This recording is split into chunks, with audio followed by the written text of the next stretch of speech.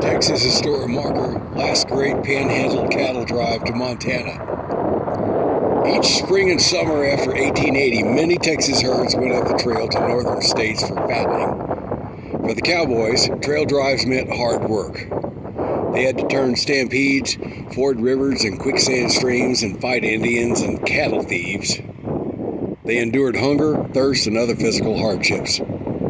The last great Texas Panhandle drive was organized here at N-Bar-N headquarters.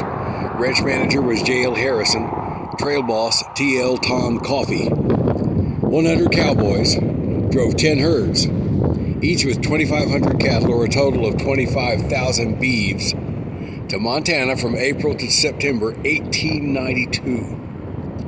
The cattle belonged to Niedringhaus brothers, German tinsmiths of St. Louis, who put into ranching a fortune made in enamel granite household wares. From 1882 to 1886, N-Bar-N leased range in Carson and neighboring counties from the Franklin Land Cattle Company, a British syndicate backed by Cunard Steamship Line. Afterward, the range belonged to White Deer Land Company. The N-Bar-N outfit left here because White Deer Land Company wanted the range cleared of large herds. By 1907, the 650,000 acres of its land was offered for sale to small ranchers and farmers.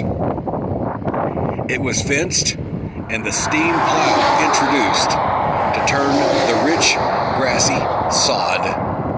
1965.